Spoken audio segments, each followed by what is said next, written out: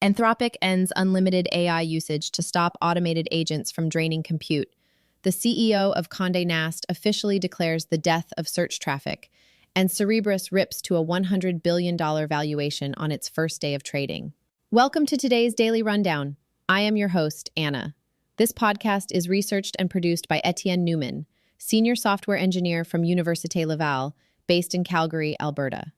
Today, we perform a forensic autopsy on the death of the infinite pipeline this Thursday, May 14th, 2026. The era of unlimited digital scale is suddenly colliding with hard physical constraints. Anthropic has just instituted severe usage limits on its paid Claude plans, placing autonomous agents behind a strict credit meter. The reason is simple. Software agents are burning through compute far faster than human users ever could, causing enterprises to exhaust annual AI budgets in a matter of months. Simultaneously, the pipeline for digital media is evaporating. The CEO of Condé Nast has ordered all his brands to budget as if Google search traffic will drop to zero, as AI overviews completely choke off organic clicks. And on the hardware side, the desperation for faster AI inference has pushed the IPO of chipmaker Cerebras to an astonishing $107 billion valuation overnight. Before we dive into the data, I have a brief strategic request. The algorithms governing the app you are listening on right now dictate what intelligence reaches your feed. To ensure you never miss our most critical forensic autopsies, please hit follow or subscribe to the DJAMGAMIND channel on Apple Podcasts to always listen completely ads-free. It takes just 1 second, but it is the most effective way to help us scale this independent research. Today's episode is brought to you by Area. When unmanaged AI agents are burning through corporate budgets and breaking the internet, your organization needs flawless technical intelligence. A special thank you to Area for sponsoring today's forensic briefing. Let's unravel the day. Before we begin today's briefing, a note for the brands listening. If you want to reach the true architects of the AI revolution, the technical leaders actually building the stack, not just the tourists, DJAMGAMIND offers select premium partnership opportunities. Let us position your product directly in front of the ultimate technical buyer. Visit jamgamind.com/partners. For 20 years, the entire internet basically ran on two invisible pipelines of magic. Right? Oh, absolutely. Free distribution and limitless computing power. Exactly. Like if you built a website, search engines would eventually just route traffic to it for free. Right. And if you wrote a piece of software, cloud servers would run it for, fractions of a penny. Yeah. But today, both of those pipelines are dead. Yep. So welcome to today's deep dive. Glad to be here. We are conducting a holistic, really forensic autopsy of the daily news for today, May 14th, 2026. And I got to say, the diagnosis is severe. The digital world is violently hitting physical and economic walls right now. Yeah, we're looking at a system-wide shock. To understand what is happening to the market today, we really have to look at the anatomy of these new constraints. Right. The era of assuming unlimited digital resources is just over. So if we connect this to the bigger picture, we're going to dissect the sudden death of search traffic, the resulting enterprise labor purge, the end of all-you-can-eat AI, and this massive hardware squeeze that is completely warping market valuations. It's a lot to get through, so let's start right at the top of the funnel, which is how people actually find information online. Yeah, the distribution constraint. Right, because the CEO of Condé Nast, Roger Lynch, he just issued a directive to his brands that completely upends the last 2 decades of digital publishing. It really does. He literally told his executives to build their financial models on a very bleak assumption, which is that search traffic is going to zero. That is just a staggering economic pivot. He is officially declaring that the era of harvesting search and social media traffic to run an ad-supported business is just over. Done. Okay, let's unpack this for a second. The digital publishing model relied on Google being an index, right? Like a map directing users outward to other destinations. Exactly. You search for a recipe, you click the link, you visit the publisher's site, and they show you ads. That was the deal. But Google's recent layout completely destroys that fundamental transaction. It's like going to a mall, but the doors only lead you into a massive food court that you can never leave. That's a great way to put it. I was looking at the notes from Lynch's board meeting, and they compared a Google search from like 7 or 8 years ago to today. Oh, the visual difference is insane. It is. Back then, it was literally just 10 blue links. Today, It's a massive AI overview generating the answer directly on the page, and then that's followed by rows of auto-generated commerce links, followed by sponsored widgets. Right, the engine has been completely redesigned to keep the user entirely on the search results page. Which means the pipeline just shuts off. Exactly, because the attention economy is now captured at the pixel level, before the user ever clicks away. If you run a media business without an incredibly authoritative brand or like a direct captive audience, you're doomed. You're just fighting hostile algorithm changes all the way down. Right, until your traffic hits absolute zero. The search engine is no longer a distributor. It is a competitor. And if Google is turning its search engine into a walled garden, it leaves this massive vacuum for product discovery. Yeah, and the crazy part is the company stepping into that vacuum isn't building a search engine at all. No, it's Amazon. They are completely absorbing their standalone shopping chatbot, Rufus. Which already had, 300 million users in beta last year? Yep. And now they are folding it into this all-encompassing agent called Alexa for shopping. And it completely takes over the search bar. And this just illustrates the broader retreat we are seeing across the entire digital landscape. How so? Well, you aren't searching the open web for a product anymore, right? You're living inside an Amazon-controlled agentic loop. The agent follows you across devices, tracks your preferences, runs side-by-side comparisons, and dynamically analyzes pricing trends. Oh, wow. It even features auto-buy, right? Where it automatically purchases items when prices hit a target. Yeah, and there's a new Buy For Me feature that handles checkouts on non-Amazon stores, just entirely bypassing the retailer's own website interface. That is wild. It's like an impenetrable moat built out of customer history. Exactly. The open internet is just fracturing into closed ecosystems. And we see the exact same behavior in social media. Right. Social media is rapidly retreating from the public square. Look at Instagram. They're rolling out instants worldwide to basically take on Snapchat directly. Yeah, these are photos that disappear after 24 hours. They're restricted to the in-app camera, so no edits, no uploads allowed. And recipients cannot screenshot or record them. It's entirely ephemeral. You can only share them with close friends or mutual followers. Which means the search and distribution pipelines of the 2010s simply do not exist anymore. Not in a landscape dominated by AI overviews, autonomous shopping agents, and closed, ephemeral social networks. So the ad-supported consumer internet is just starving for traffic. Completely starving. And if the consumer internet is starving, the capital has to flow somewhere else. Right. The money and the momentum are shifting violently toward the enterprise sector. But the transition to get there is looking incredibly brutal for the average worker. LinkedIn just announced they are cutting 5% of their global workforce. Yeah, that's about 875 people. Exactly.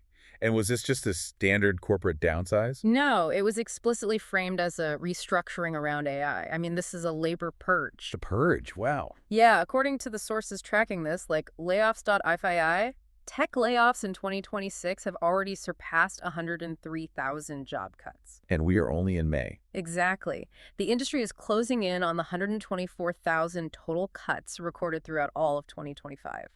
Companies are just clearing the deck to free up capital. So for you, the listener, who might be a mid-level manager or a developer, this is a terrifying reality. Yeah. Roles are literally being liquidated to fund enterprise AI automation. That's exactly what's happening. But if companies are hoarding all this capital to buy AI, who are they actually buying from? Well, the fintech firm Ramp just published their new AI index, which tracks payments from over 50,000 U.S. businesses. And the headline is massive. What is it? Anthropic has officially seized the paid business adoption lead from OpenAI. It's 34.4% to 32.3%. Wait, so OpenAI is cooked? No, that's not what I'm saying. Okay. That represents a seismic shift in the market hierarchy, though. Overall, AI use in the enterprise climbed to 50.6%, and Anthropic has quadrupled its footprint over the past year. But let me push back on that data for a second, right? Ramp tracks corporate credit card spend. Right. Aren't the massive market-defining Fortune 500 contracts handled via direct invoicing? Is this data actually representative of the broader enterprise landscape? That's a fair point. The corporate card data absolutely does have a blind spot for those massive enterprise-tier negotiated contracts, and ChatGPT definitely remains the dominant consumer brand. Okay. However, the trajectory of the Ramp data reveals an undeniable trend in departmental adoption. Anthropic's Claude code is really anchoring this swing. How so? Because it's expanding rapidly from technical coding teams into finance, legal, and research workflows, it is basically becoming the default operating system for knowledge workers. And OpenAI is clearly feeling the pressure from that. I mean, CEO Sam Altman just announced they're giving new business customers 2 months of free Codex usage just to try and lure power users back. Yeah, and the timing of this is wild. Why? Because closing statements are expected today in Oakland for the Elon Musk versus OpenAI trial. Oh, right. The trial where Musk is accusing OpenAI of illegally converting a nonprofit charity into a massive for-profit corporation. Exactly.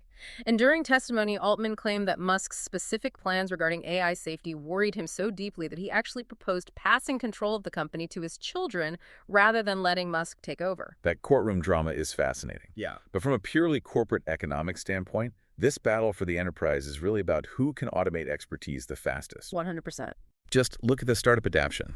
They were founded by Sarah Hooker, the ex-VP of research at Cohere, and they just introduced a system called Auto Scientist, which completely automates the customization of AI models.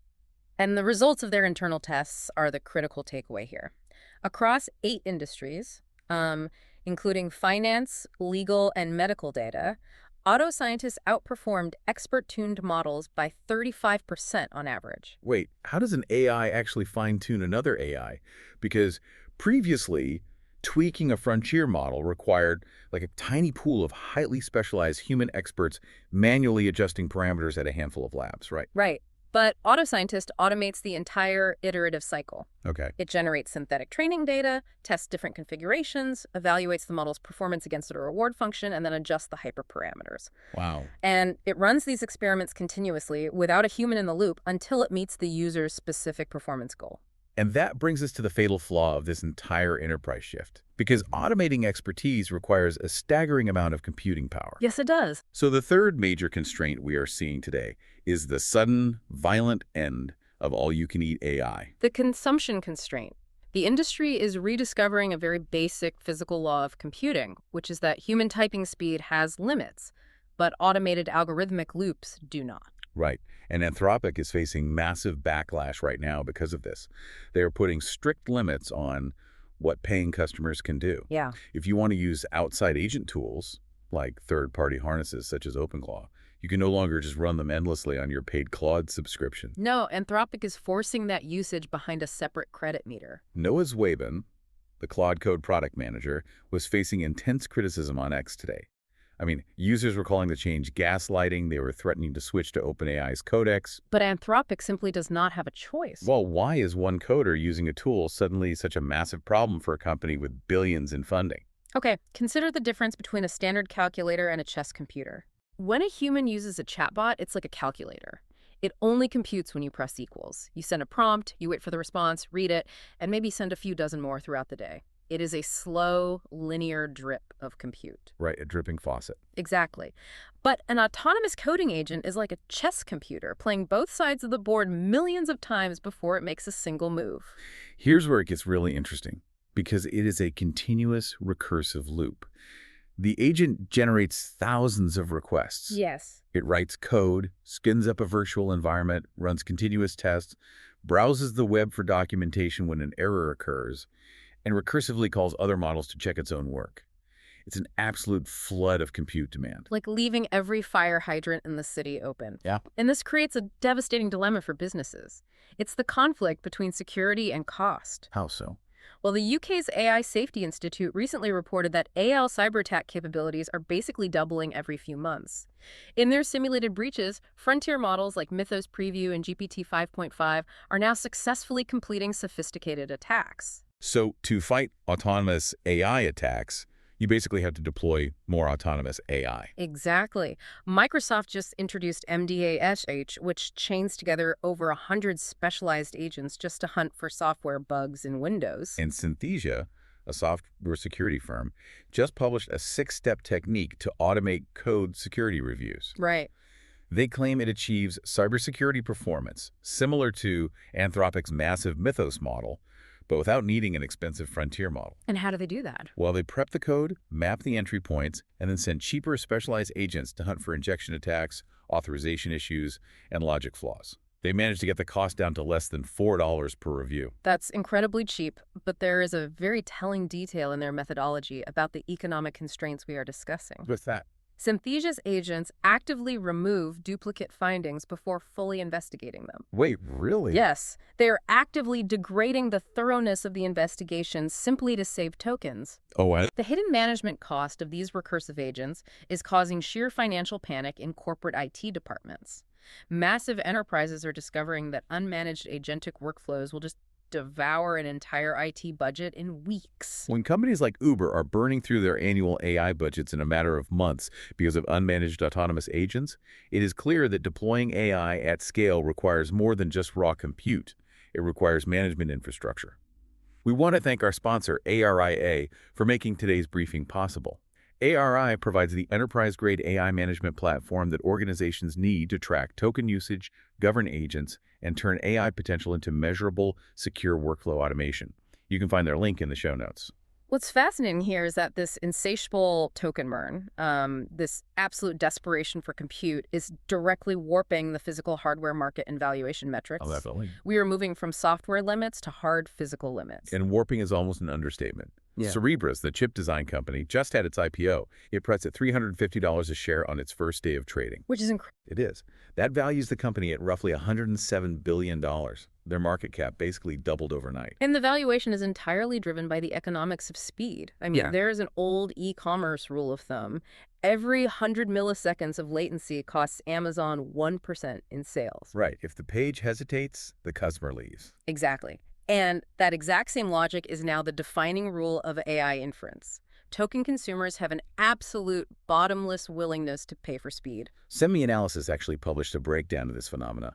They noted that in April, 80% of their AI spend, which peaked at a $10 million annualized rate, was spent entirely on Opus 4.6 fast mode. Right. And that fast mode charges 6 times the standard price. And companies are happy to pay a 600% markup. I mean, Cerebras currently has a massive 750 megawatt data center deal with OpenAI, and their chips are already serving GPT 5.3 and codecs via a system called Spark. Because whether you are doing complex vibe coding, meaning just describing what you want the software to do in plain English and letting the model write the actual syntax, or just standard chatting, the lack of latency changes the entire utility of the tool. It does. So what does this all mean?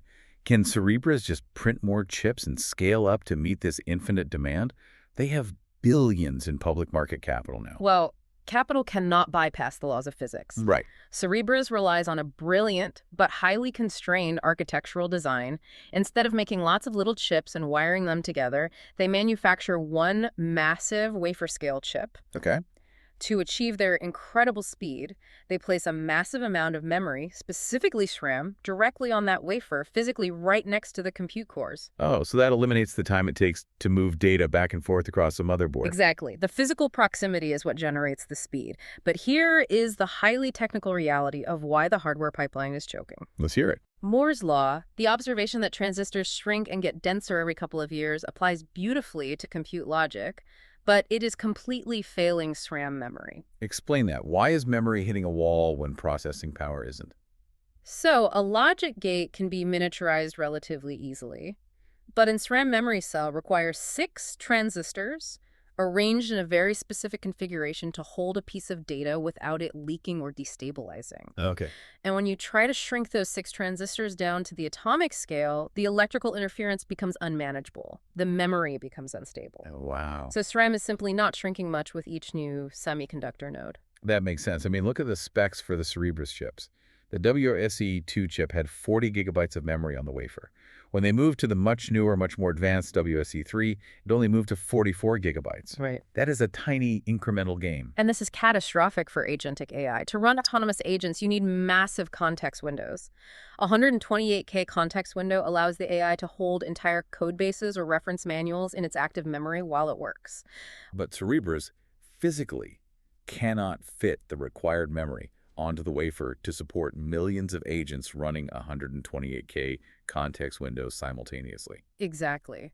To add more SRAM, they either have to sacrifice the compute processing area on the chip or attempt incredibly difficult, expensive 3D wafer bonding techniques. Which is literally stacking chips on top of each other, right? Yes, and that introduces massive cooling and failure rate issues. The physical constraint of silicon is just undeniable. And this strain on the hardware pipeline is causing macro turbulence across the entire global economy.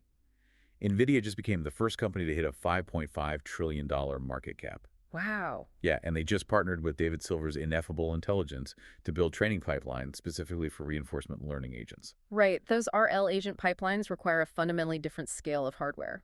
For those not deep in the weeds, RL is reinforcement learning, which is essentially training an AI by throwing it into a simulated environment and letting it learn by trial, error, and reward millions of times per second.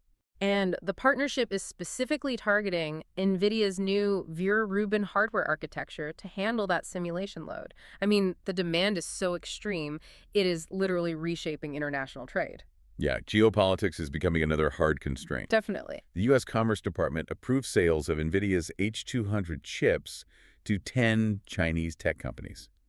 But get this, not a single chip has actually shipped since President Trump cleared the deal in January. Right, because a former Taiwan legislator noted recently that adding NVIDIA CEO Jensen Huang to Trump's Beijing trip at the last minute shows the administration is using Huang as a literal bargaining chip in trade talks with Xi Jinping. Wow. The chips are basically hostages to the tariff negotiations. Meanwhile, just to report what the sources are saying here, Chinese tech firms are simply leaning heavily into homegrown semiconductors, which sort of proves export curbs are an inefficient constraint anyway. The broader economic backdrop to all of this is incredibly volatile, too. Yesterday, the Senate confirmed Kevin Warsh as the new Fed chair in a 54-45 vote. He has a venture capital background. He's very pro-AI, very pro-Bitcoin. The market expectation was that he would immediately cut interest rates. But he is stepping in to replace Jerome Powell exactly as the latest economic data shows the biggest inflation print since May of 2023. Right. So the cost of capital to build out these massive 750 megawatt data centers might stay painfully high. And the tension over this capital squeeze is spilling out into public view. Venture capital firms are literally taking out advertisements against each other. It's getting messy. It is. General Catalyst just ran an ad called Meet GC that took direct shots at Mark Andreessen and his firm A16s, mocking his highly publicized love of robot dogs. Yeah, and Andreessen fired back on X, calling the ad a smarmy attempt at a Mac versus PC commercial.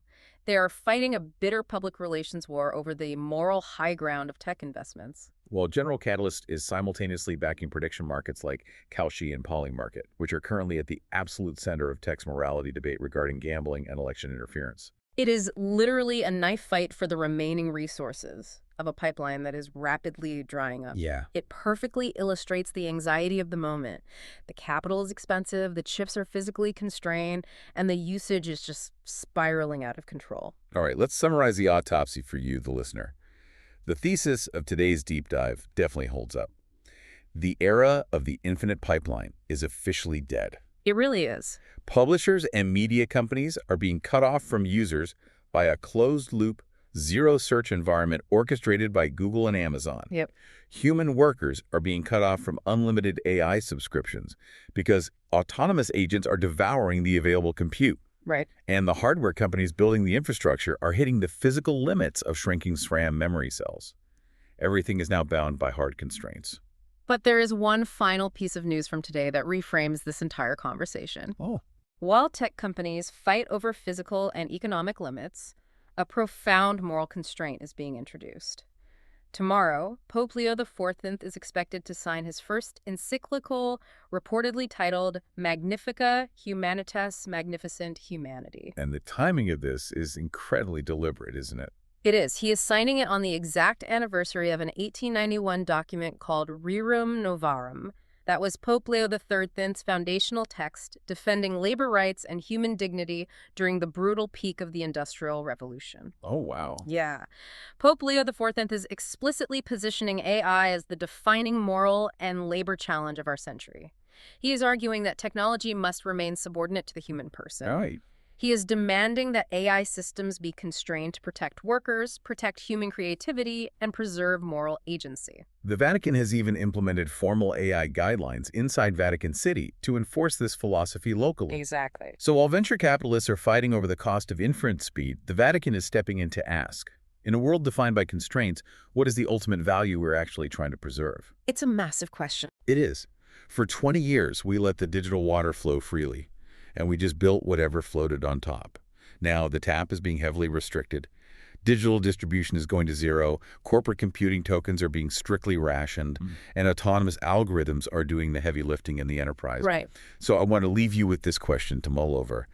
In a future where efficiency is king and resources are metered by the millisecond, how do you ensure your own human creativity doesn't become the next thing that gets algorithmically optimized out of existence? That's the real challenge. It really is. Thank you for joining us on this deep dive. We'll see you next time.